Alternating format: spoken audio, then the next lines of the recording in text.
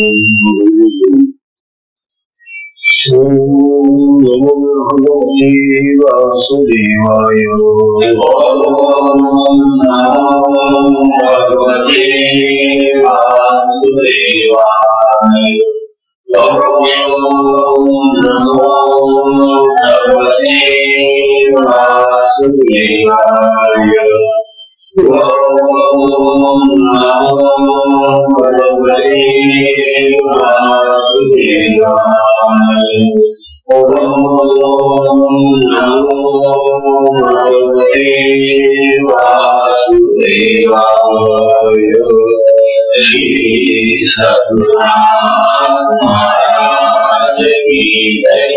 अवधूत चिंतन गुरुदेव परम पूज्य श्री सद्गुरु संत ज्ञानेश्वर महाराज की जय।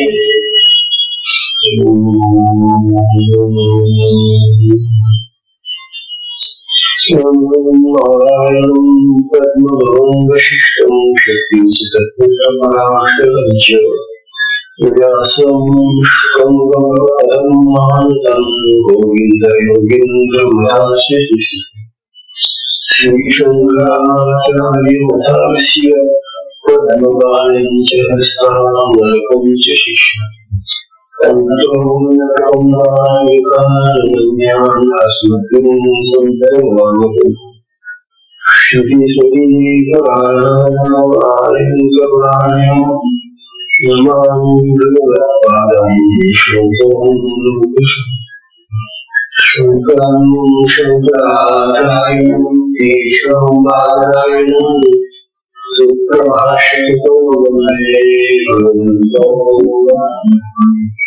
नित्यं शुद्धं निराभासं निराकारं निरञ्जनं नित्यबोधं चिदानन्दं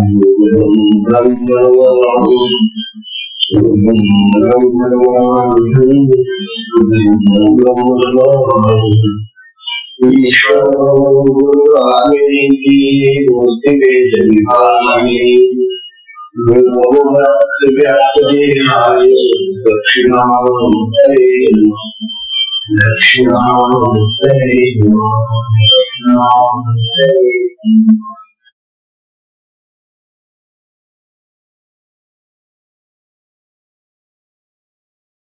श्री सद्गुरुनाथ महाराज की जय। अवधूत चिंतन श्री गुरुदेव परम पूज्य श्री सद्गुरु संत ज्ञानेश्वर महाराज की जय।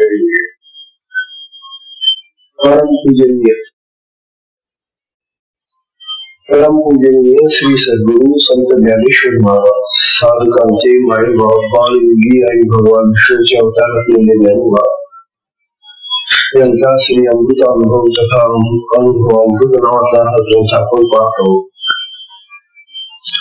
या ग्रंथाचं हे 7वं प्रकरण अज्ञान खंडन म्हणून चालू आहे।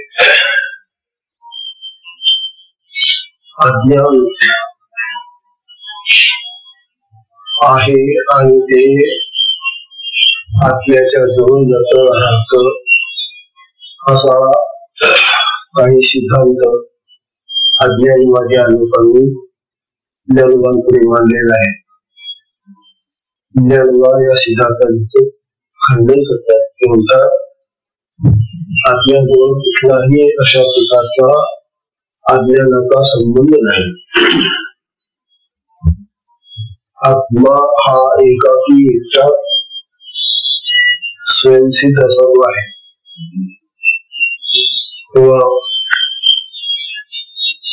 कालपर्यंत 65 वर्षांपर्यंत ज्ञानवादी या अज्ञानवादी लोकांचं म्हणणं ऐकून घेऊन त्याचं खंडन केलं। किंवा आता ज्ञानवाद 66व्या मध्ये आपलं मत सांगताय। ऐसा ही आत्मा जेव्हा जे नातरे भाव अभावा, और 66 में ऐसा ही आत्मा जेव्हा जयी नातरे भाव अभावा, अज्ञान असे तेव्हा तरी ते ऐसे ज्ञानवाद लोकांना विचारता आहेत. अज्ञानवादी लोकांना, अहो जो आत्मा भाव आणि अभाव या दोघांनाही जाणत नाही, भाव आणि अभाव या दोन अवस्थांनाही जाणत नाही, त्याच्याहून तो भावातीत आहे, असा जो आत्मा आहे तो आत्मा अज्ञान आपल्याजवळ ठेवेल कसा? ज्याला स्वतःचा भाव आणि अभाव हेही आवडत नाही,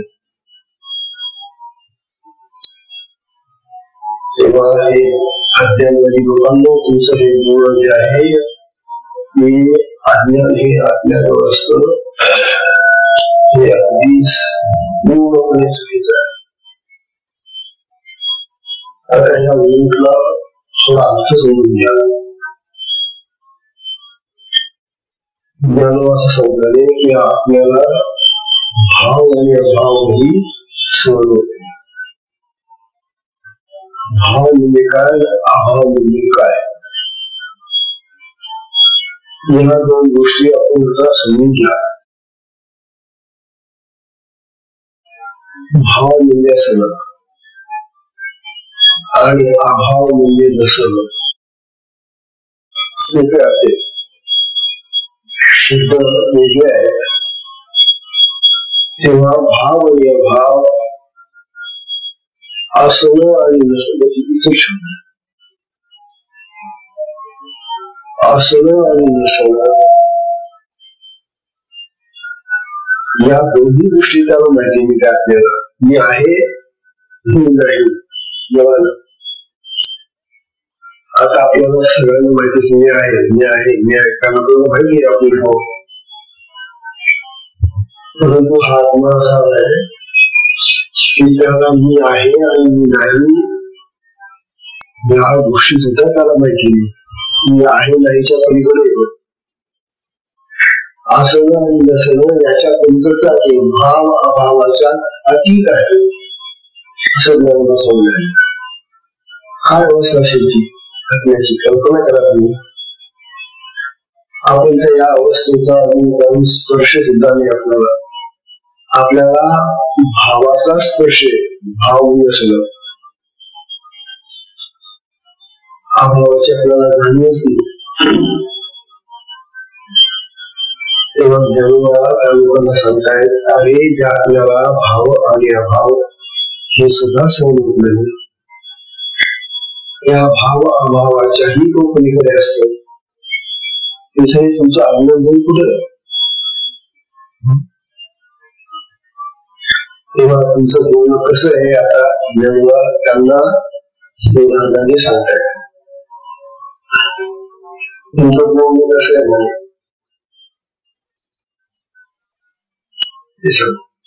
प्रथमतः हे भाव अभाव आपल्या संबंधी आपण ज्या जगामध्ये वावरतो आपल्या दृष्टीने भाव अभाव काय असतात हे तर समजून घ्या आधी.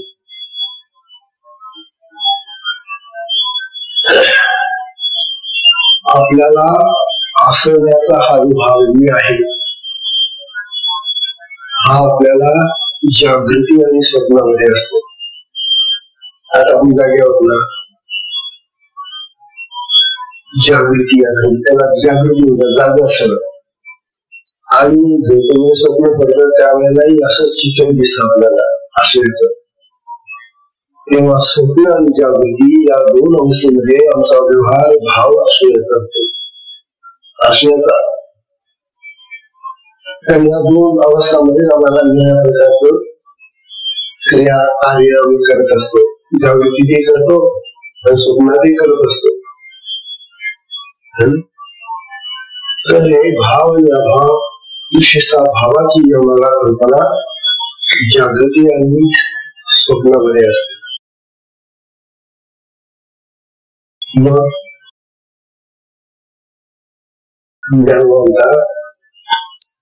अभावाची काही कल्पना आहे का तुम्हाला?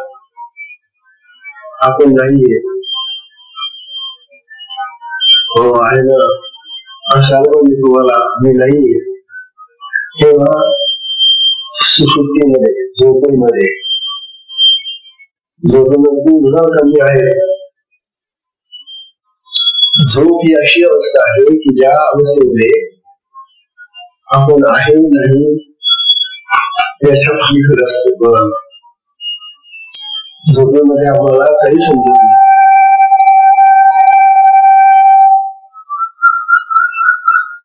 झोपेमध्ये असणं नसणं ही गोष्ट आमची संपून जाते आणि आम्ही पूर्ण मन बुद्धीसह शरीराने या ज्या जागृती आणि स्वप्नाच्या व्यवहारी अवस्था आहेत ना त्याच्या पलीकडे चालले.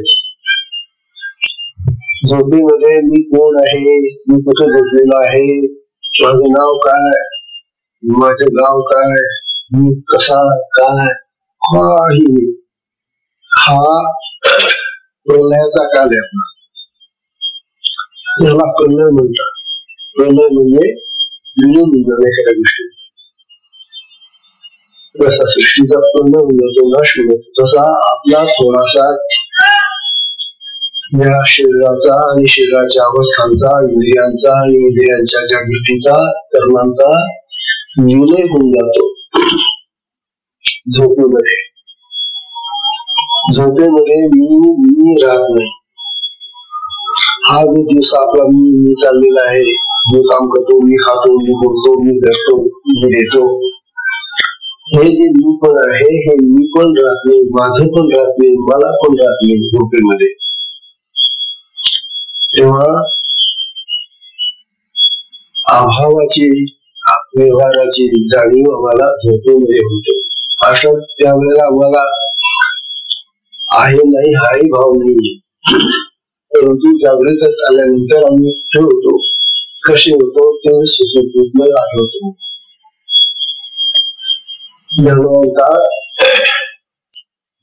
सुषुप्तीप्रमाणे समाधी एक अवस्था आहे. सुषुप्ती आणि समाधी या दोन सारख्या अवस्था आहेत. परंतु सुषुप्तीमध्ये म्हणजे झोपेमध्ये आम्हाला ज्ञान नाहीये, आठवण नाहीये, जाग नाहीये, आम्हाला कल्पना नाहीये. परंतु समाधीमध्ये मात्र बाकी सगळं बंद आहे. तेव्हा सुषुप्ती आणि समाधी या कशासारख्या असतात. झोपेमध्ये आम्ही पूर्ण विसरलेलो, पण आमचं हृदय चालू आहे, रक्ताभिसरण चालू आहे, अन्नपचन चालू आहे की नाही झोपेमध्ये. बाकी सगळ्या क्रिया सुरू आहे आणि त्या सगळ्या क्रिया सुरू असूनही मला त्याची जाणीव होत नाही. मी विसरून गेलो त्यांना सगळ्यांना, शरीरच विसरून गेलेलं आहे. अशी झोप असते. आता समाधी म्हणजे काय असतं? समाधी जेव्हा आपल्याला लागते त्यावेळेला आपलं हृदय बंद, रक्ताभिसरण बंद, श्वास बंद, सगळं बंद होऊन गेलेलं आहे आणि शरीराची सुद्धा आपल्याला काही जाणीव नाही. आता सगळं बंद झाल्यानंतर शरीराची जाणीव झाली कशी आहे? पण तरी सुद्धा मी जिवंत आहे, मी जागा आहे ही जाणीव त्यावेळेला असते समाधीमध्ये. समाधीमध्ये थोडी जागृती आहे, निद्रेमध्ये जागृती म्हणूनच नाही, पूर्ण भाव आहे. आणि समाधीमध्ये भाव आहे. भावाची थोडीशी तरी आपल्याला प्रचिती समाधीमध्ये येते. म्हणून समाधी ही एक अशी अवस्था आहे ते सगळं शरीर बंद होऊन गेलं. आपल्याला जर बोलवलं खऱ्याने त्याला आमच्या घरामध्ये जाय कशाचे बसलेले समाधीमध्ये, त्यांना माहिती नाही काय समाधी. लोक अशाच्या आमचे ते बसले साधनेला, त्यांच्या नाड्या बिड्या सगळ्या बनवून दिल्या, श्वास बनवून दिला. जर डॉक्टरला बोलून आणलं, डॉक्टर म्हणून दिला.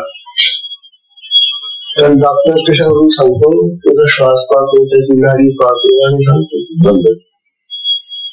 पण तो जिवंत असतो समाधीमध्ये. अशा प्रकारे ही समाधीची जी अवस्था आहे, तिच्यामध्ये भाव आहे,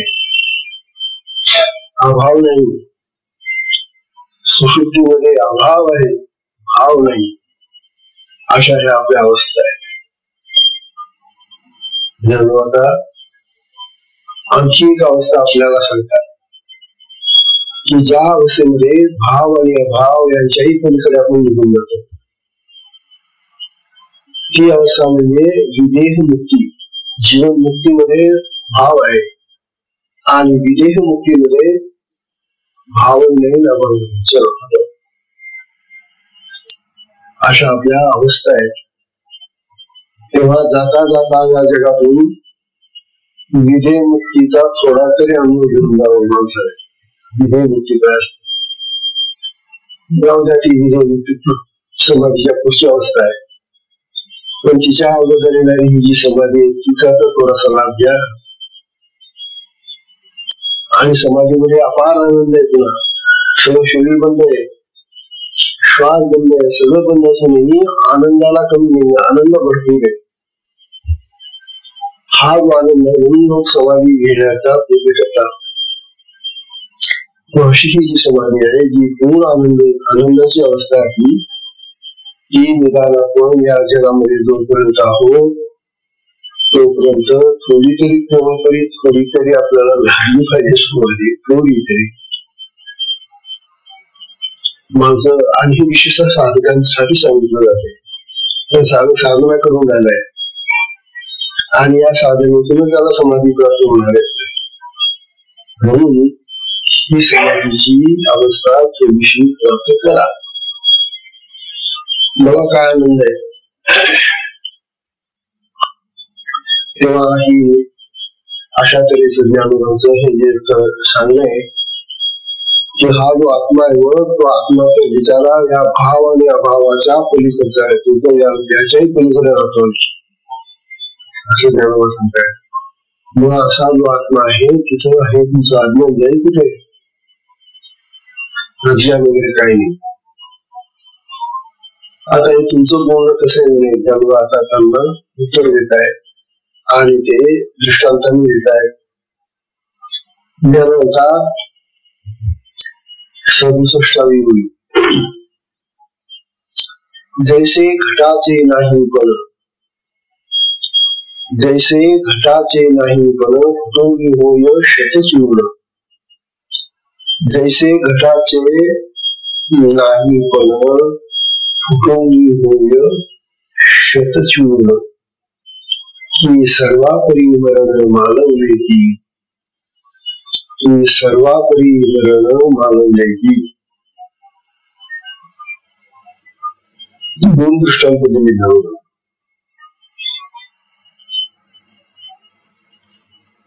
अहो अज्ञानवाद्यांनो, तुम्ही आत्म्यामध्ये अज्ञान आहे अज्ञान आहे असे जे म्हणताना किती चुकीचं बघा. हे तुमचं बोल म्हणजे कसं म्हणे, जैसे घटाचे नाही पण फुटोनी होय शतचूर्ण. असं समजा अशी कल्पना आहे, घटाचे नाही पण म्हणजे घटाचा अभाव. आता इथं घट आहे का, घागर आहे का? नाही. इथं मातीची घागर दिसेल का तुम्हाला? नाही. हे घटाचं नाही पण आहे, अभाव. आता या जमिनीवर इथं घट दिसत नाहीये, घटाचा अभाव आहे. घट म्हणजे मरत किंवा घागर मातीची होणार ती दिसत नाही सर, हे तिचं नाही पण झालं. आता म्हणे तिचं नाही पण फुटलं आणि तिचे शेकडो असे तुकडे झाले. कोणाचे? घटाच्या नाहीपणाचे शेकडो तुकडे झाले तिथे. कसं वेळेपण आहे. अहो असलेल्या घटाचे शेकडो तुकडे होते ना कुठून? घागर आहे आणि मग ती तुटते आणि तिचे तुकडे होतात. पण नसलेल्या घागरीची शेकडो कशी काय होते? जी घागर अस्तित्वातच नाहीये, जी अभावात्मक आहे, अशा अभावात्मक घागरीचे शेकडो तुकडे होतील कशा कुठून? हे जसं वेडेपणाचं गुण आहे, तसं अज्ञान हे अज्ञानावर जातं आणि अज्ञानाला आच्छादन करतं, ढकलून टाकतं. हे गुण सुद्धा असं वेडेपणाचं. असं उदाहरण द्यावं किंवा दुसरं उदाहरण देतं आपल्याला की सर्वापरी मरण मालवले की सर्वापरी मरण म्हणजे सर्व प्रकारे मरणाला मारून टाकलं. मरणाला मारलं. जे मरण दुसऱ्याला मारणार आहे ते मरण त्याला मारलं की सगळ्या प्रकारे मारून टाकलं होतच राहू दिलं त्या मरणाला. मरणाला कोण मारू शकत का? मरण जे आहे, मरण म्हणजे मारणार आहे, जिवंताला नष्ट करणार. जिवंताला नष्ट करणार जे मरण आहे त्याला कोण मारेल? तेव्हा हे बोलणं जसं वेडेपणाचं आहे, मरणाला कोणी मारू शकत नाही, तसं अज्ञान हे अज्ञाच्या ठिकाणी जातं, हे म्हणणं वेडेपणाचं असं ज्ञानवाद. आता ज्ञानवादच्या लोकांना अनेक उदाहरणं देऊन चुकून राहिले. अवशिष्टांनी यश येते. नाना निधे निदानी की मूर्छा मूर्छे मेली की अंधारी पडली अंधकुटी. तीन उदाहरण दिली ज्ञानवाद. ज्ञानवंता नाना निधे निदानी किंवा निद्रेला निद्रा आली, झोपेला झोप आली. आधीची झोप आहे, पण त्या झोपेला काय झोप गेली? हे जे वेडेपणाचं बोल आहे, अरे झोप आहे आणि त्या झोपेला झोप आली आहे, हे म्हणणं शुद्ध वेडेपणाचं आहे. किंवा की मूर्छा मूर्छे मेली, किंवा मूर्छेला मूर्छा ती पण मेली, मूर्छा मेली. मूर्छा म्हणजे काय? एखाद्या माणसाला मूर्छा येते ना, झाम येते, झाम येते म्हणतात, तशी ती झाममुळे झामेला लागली आणि ती मेली. झाम मूर्छा मूर्छेला लागली, ती मूर्छा मेली. वेडा. किंवा तिसरं उदाहरण देतात, अंधारी पडली अंधकुटी. किंवा तो अंधार आहे ना, तो अंधार म्हणजे त्या अंधाऱ्या कुपामध्ये म्हणजे आडामध्ये पडला. त्या आडामध्ये अंधार आहे रात्री आणि त्याच्यात कोण पडला? अंधार जाऊन पडला. अरे वेळांनो, तो आधीला अंधार आहे, दुसरा अंधार कशात जाऊन पडेल? अंधारात अंधार कधी जाऊन पडतो का? हे जे वक्तव्य आहे, असं हे जे बोलणं आहे, हे वेडेपणाचं वक्तव्य आहे. त्याप्रमाणे अज्ञान नावाची गोष्ट आत्म्यामध्ये नाही. आत्मा स्वयंपूर्ण ज्ञानी आहे तो, आणि त्या ठिकाणी या ज्ञानाला कुठलाही वाव नाही. किंवा पुढचा दृष्टांत देतात, एकावर दृष्टांत देऊन ह्या अज्ञानाचं खंडन करतात. त्यांच्या 69वी येते म्हणतात का अभाव अवघडला, का अभाव अवघडला, का केळीचा गाभा मोडला, का केळीचा गाभा मोडला, चोखळा सुरला आकाशाचा, चोखळा सुरला आकाशाचा. तीन दृष्टांत कोणा दिलेले आहोत. म्हणतात अभाव अडचणी सापडला, अवघडला. अभाव म्हणजे नसलेला नाही, जे नाहीये त्याला काय अवघडणार आहे? ते काय अडचणी सापडेल?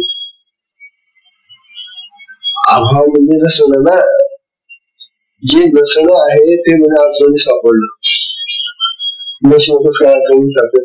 असं अडचणीतच सापडू शकतो, पण नसं नाही, अभाव नाही सापडू शकतो अडचणीला. अभाव म्हणजे त्या वस्तूचं अस्तित्वच नाहीये, तर त्याला अडचण येईल चुकून. किंवा दुसरा दृष्टांत आहे, केळीचा गाभा मोडला. आता केळीचा जो गाभा असतो तो पोकळ असतो, केळी कापून घ्यायची, किंवा ते खालचा जो दांडा असतो त्याच्यामध्ये पोकळ असतो. आता तो पोकळ दांडा आणखी किती जरी मोडला तरी त्याच्यामध्ये काय हवा भरलेली, आकाश भरलेलं, पोकळ येतं. पोकळाला किती वेळ मोडला तो, जे घट्ट असतं त्याला मोडू शकतं ना. जे पोकळ त्याला पोकळाला आणखी म्हणून काय करणार वेळेपणा.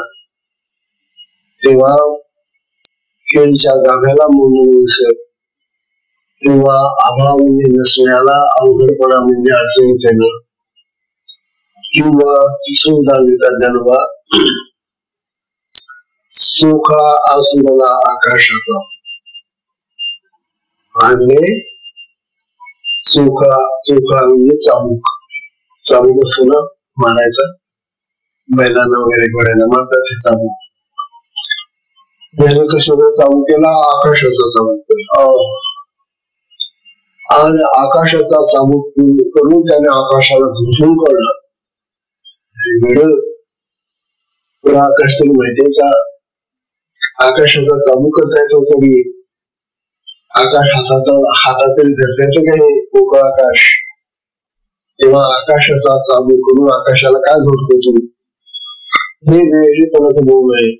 तसं आत्म्याच्या ठिकाणी अज्ञान जाणं हा वेळेपणा, शुद्ध वेळेपणा आहे.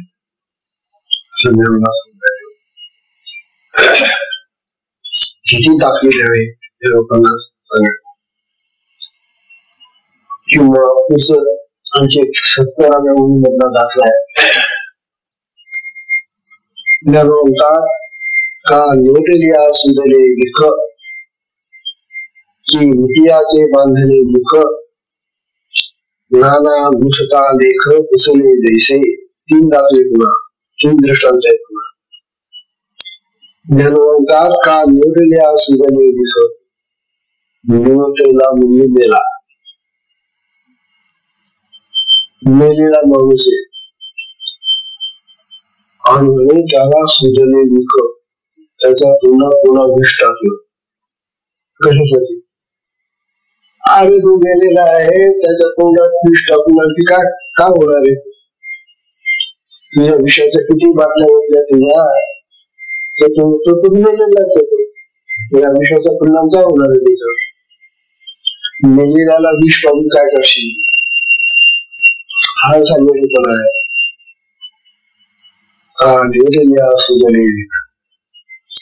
किंवा मुखियाचे बांधलेले मुख, एक मुख का मनुष्य बोलता येत नाही, आणि पुन्हा त्याचं तोंड बांधून टाकतो. अरे त्याला बोलताच येत नाही, तो बोलू शकत नाही, पुन्हा त्याला पट्टी बांधून तोंड बांधून टाकतो. मुख्याचं तोंड बांधणं काय अर्थ आहे, जे बडबड करणारे त्यांचं तोंड बांधणं, बांधणार मुख्याचं तोंड बांधणं. किंवा तिसरं नाना नुसता लेख पुसले जैसे. अरे म्हणे नाना मुठले लेख म्हणजे काही न लिहिताना जे झालं लिहिलं ते पुसून टाकू. काही न लिहिताना काय पुसणार आहे, डोळ्यावर म्हणा, फळ्यावर म्हणा, कागदावर म्हणा, जे जास्त लिहिलेलं असेल ते पुसता येतं ना. न लिहिलेलं का पुसतो, पुष्कळच न लिहिलेलं मी पुसून टाकलं. न लिहिलेलं पुसलं, जे लिहिलेलंच नव्हतं ते पुसण्याचं कारणच काय. त्याप्रमाणे ही गोळी जशी वेगळीपणाची आहे, तर आपल्याच्या ठिकाणी अज्ञान असतं, हे बोलणं वेगळेपणाचं आहे. हे ज्ञानोबा सांगण्यासाठी हे दाखले देऊन राहिले. 71वी ओळीचे. आता ते आज्ञेमध्ये इतके टाकले, ऐकल्यानंतर जरा म्हटले, अरे हो ज्ञानोबाचं सांगून द्यायला ते आपण मिळवलं त्यांना वेळेपणाचं वाटून राहिलं बरं का. मग थोडस शहाणपणाचा आपण मूल होता म्हणून अज्ञानवादी आता थोडस शहाणपणानं बोलायला लागले. काय म्हणतात, तैसे अज्ञान आपली वेळ भोगी हे चितवाळ, आता तरी केवळ वस्तू होऊन असे.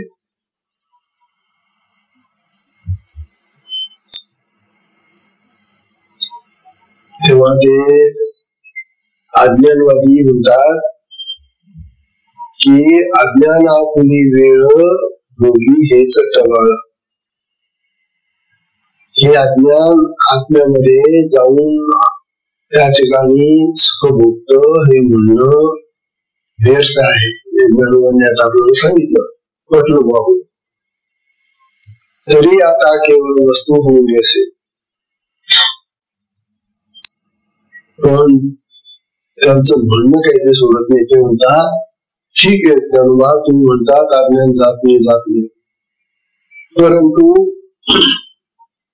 आज्ञाचं जे स्वरूप निर्माण झालं, प्रत्येकाला रूप आहे की प्रत्येकाचं रूप आहे ना. आपण आरशात पाहतो ना, प्रत्येकाचं तोंड आहे, नाक आहे, शरीर आहे, या शरीराला आकार आहे, रूप आहे. तसं आत्म्याला आकार असेल की नाही, आत्मस्वरूप आहे म्हणतोच आपण, रूप आहे आत्म्याला. मग हे आत्म्याचं रूप बनत असताना, त्याला रूप प्राप्त होत असताना थोडस आज्ञांमध्ये घुसून गेलं. काय बिघडलं? ते हट्ट काही सोडत नाही. ते म्हणतात आज्ञा आहेच आणि ते आत्म्याजवळच राहत, आत्म्यामध्ये असतं, आत्म्याजवळ राहत.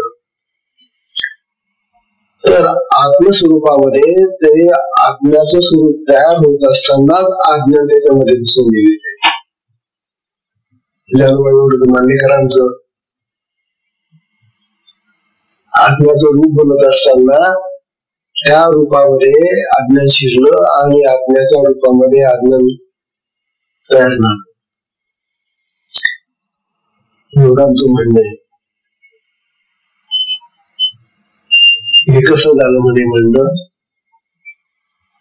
घागरभर दूध घेतलं आपण, गंगाभर किंवा पातेलीभर दूध आहे, दूध चांगलं दिलं बरं का. घागरभर म्हणा किंवा आपल्या बाजूभर म्हणा किंवा मोगलभर दूध आहे आणि त्याच्यामध्ये एक थेंब पाण्याचा टाकला. किती टाकला? एक थेंब. पाणी किती झालं? एक थेंब. आता सांगा ज्ञानोबा, त्या दुधाचं काही बिघडलं का हो? अहो इतक्या मोठ्या दुधामध्ये एक थेंब पाणी पडलं तर दुधामध्ये काही फरक पडला का हो? पाणचट होऊन गेलं काय थेंबाने दूध? दुधाचं काही रूप बदललं का हो? काय आता आपण पाहतात, अहो तुम्ही तर काय पुष्कळ पाणी मिसळणारे लोक आहेत दुधामध्ये, तरी त्याला आम्ही दूध म्हणूनच खातो पितो नाही का. आपण जिकडून दूध आणतो ज्याच्याकडून आणतो, ती बरणी म्हणा, ते भांड म्हणा, त्याचं दूध आणतो आणि ते दूध आपल्या भांड्यामध्ये उचलून घेतल्यानंतर पुन्हा खंगाळून त्याच्यातलं ते पाणी टाकतोच कमी त्याच्यामध्ये, मग ते दूध बिघडून गेलं का आपलं. मग तसं ते अज्ञानवादी म्हणतात, अहो तुमच्या घागरभर दुधामध्ये एक थेंब पाणी टाकलं तर काय दुधाचं नुकसान झालं? दूध काय बिघडून गेलं का तुमचं? तसं एवढा मोठा आत्म्याचं हे स्वरूप आहे, त्याच्यामध्ये एवढं अज्ञान गेलं मिसळलं तर काय बिघडलं? आत्म्याचं काय बिघडलं? आत्मा हा परत आहे. राहू द्या ना आमचं थोडस एक थेंबर अज्ञान त्याच्यामध्ये. असं हे हट्टी लोक ते अज्ञानवादी. मग ज्ञानोबा यालाही उत्तर देतात. ज्ञानोबा तुमच्या त्या थेंबाला ते दूध स्वीकारतो म्हणून जात, पण हा आत्मा असा विचित्र बुद्ध आहे की ते कशाला स्वीकारत नाही रे. बर का? कसं धर्म उदाहरण देतात त्यांना. देखा वांझ कैशी लिए, देखा वांझ कैशी लिए, वीर उडती भागली बिये, वीर उडती भागली बिये, की सूर्य कोणाला आहे अंधारा ते. 3 दृष्टांत दिले धर्माने म्हणतात. अरे तुमचं जे म्हणणं आहे थोडस त्या आत्म्यामध्ये एक थेंब तरी अज्ञान आलं त्या आत्म्यामध्ये, तर ते राहू द्या ना, आहे ना. त्याचा दृष्टांत असा देतात म्हणून, अरे असं बघा, वांग बाई कधी बाळंतन झाली का रे? अगदी मूळ बाळच होत नाही ती वांगे, मग तिला कधी बाळपणासाठी दवाखान्यात नेलं का? पाहिलं का रे? हो अज्ञानवादी, जी बाई बाळंतनच होत नाही, तिला मूळ बाळ होतच नाहीये, तिला प्रसूती गृहामध्ये कशाला घेऊन डॉक्टर? हे जसं अशक्य आहे, काय उपयोगच नाही होते तरी. तेव्हा वाघ गायला कधी बाळंत होताना पाहिले का रे?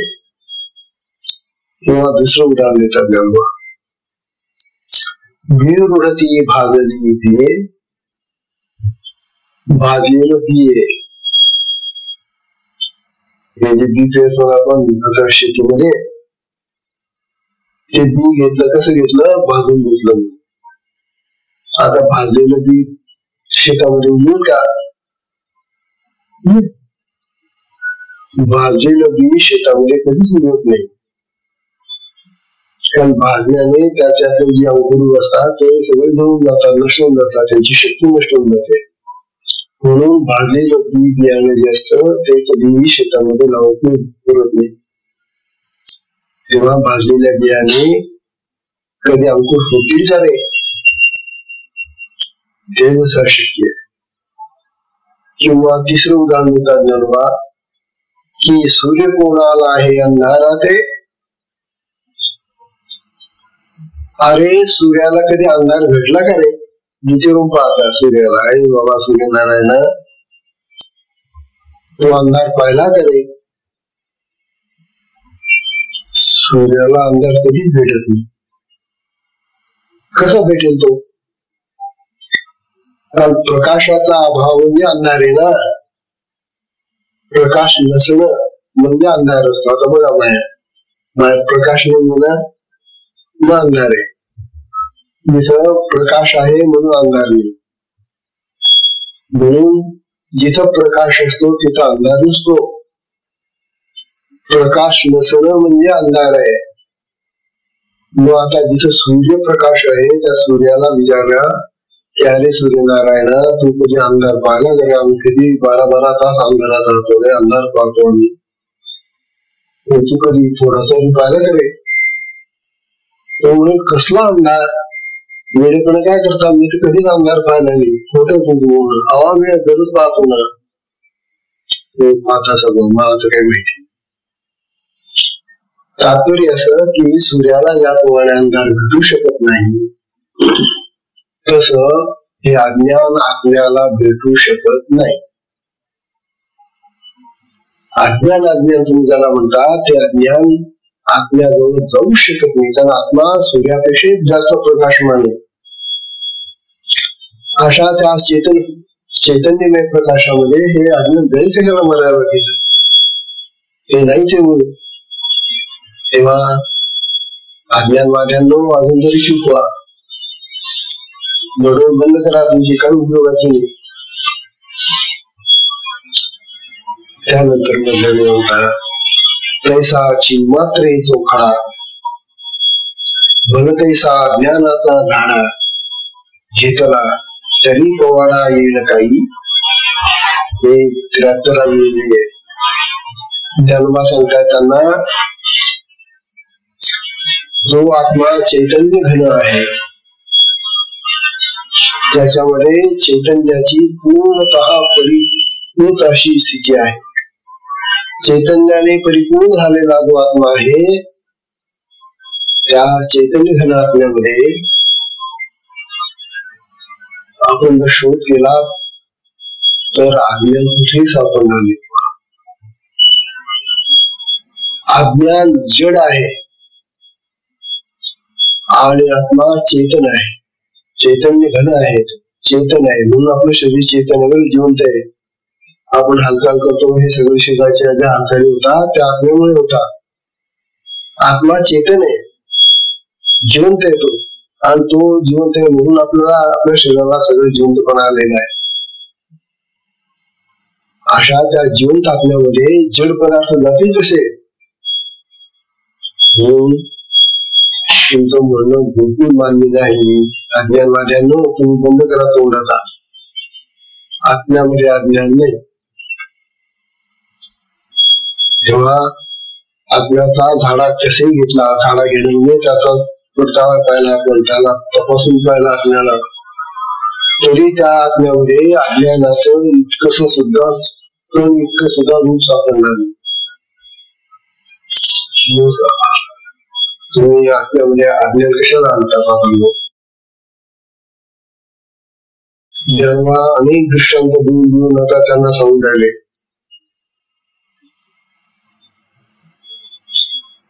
आता हे अज्ञान बनणारे कोण होतो? मग त्याचे सारखे आग्रह धरून राहिले, अज्ञान आहे, अज्ञान आहे, अज्ञान आहे.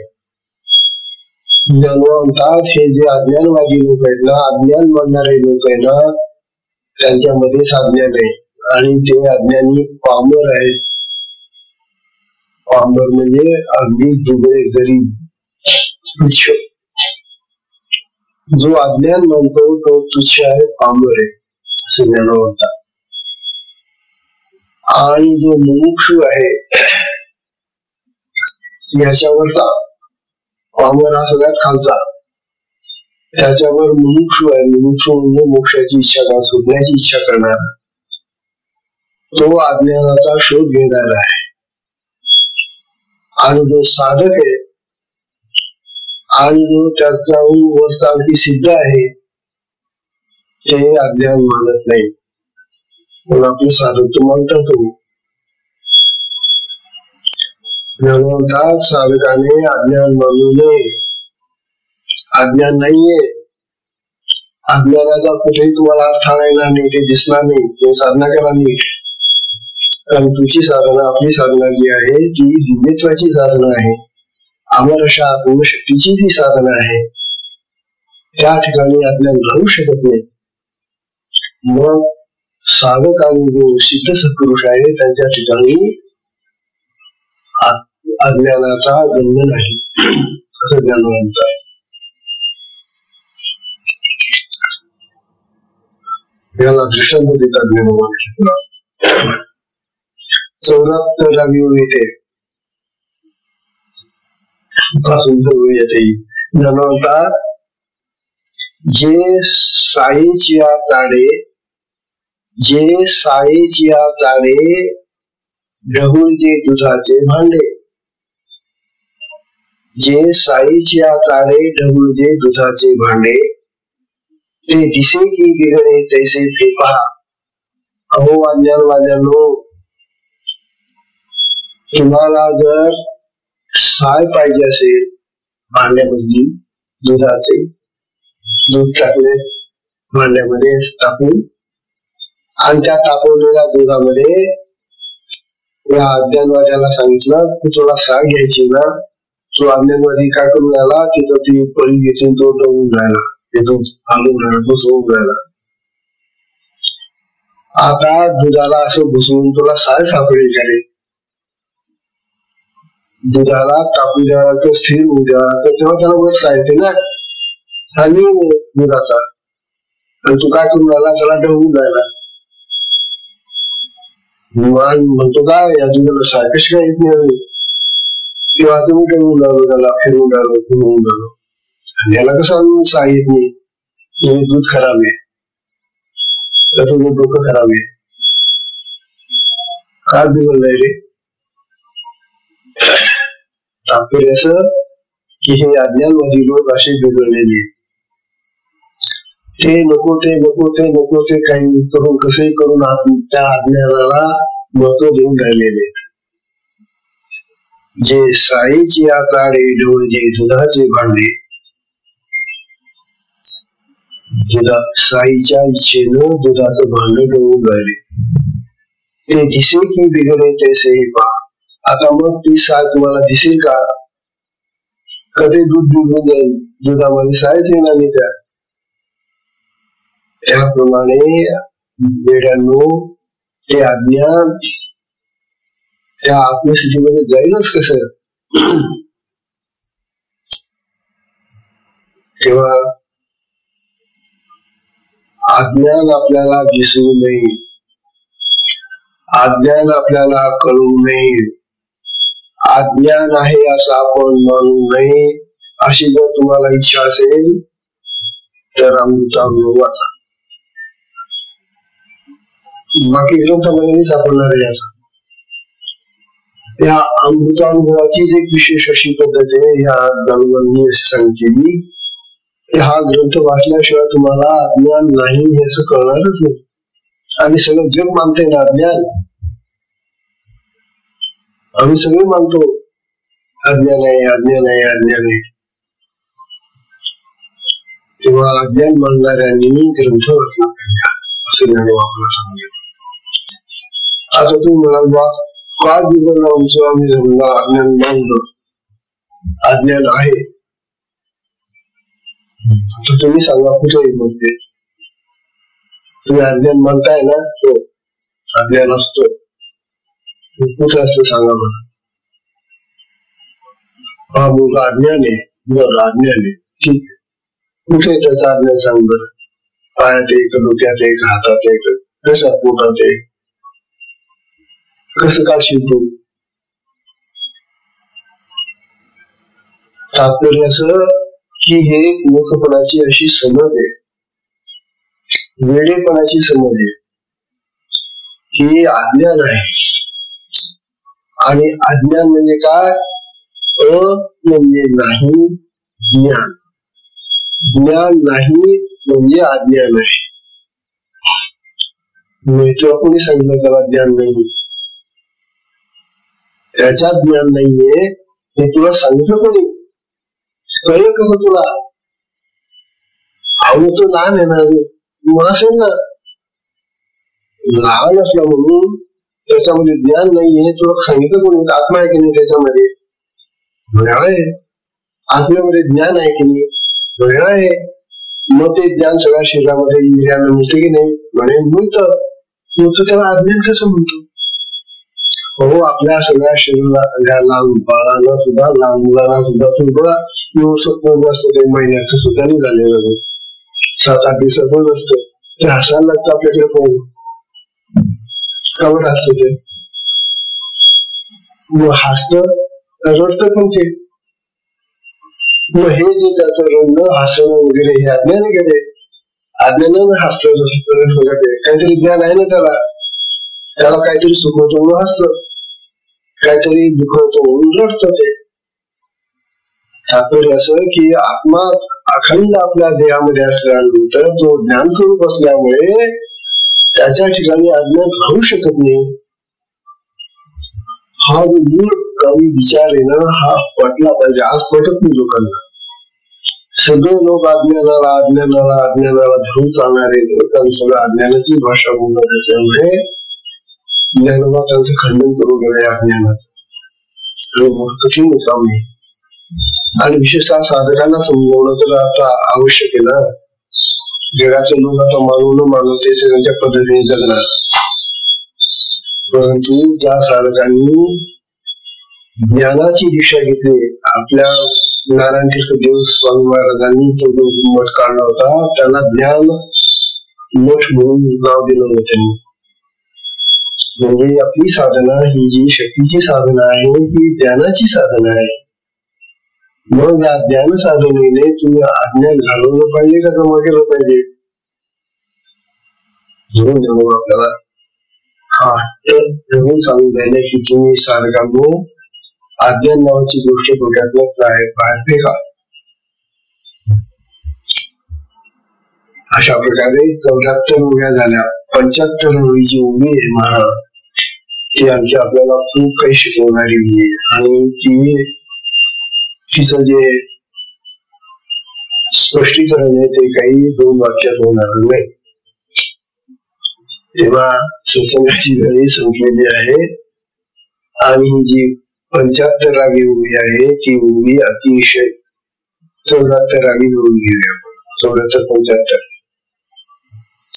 या उभ्यांमध्ये जी विधानसभाने आपल्याला आणखी माहिती सांगितलेली आहे ती माहिती आपण त्या आजच्या सत्संगाला वेळ संपल्यामुळे विश्राम देऊया. हरि ओम.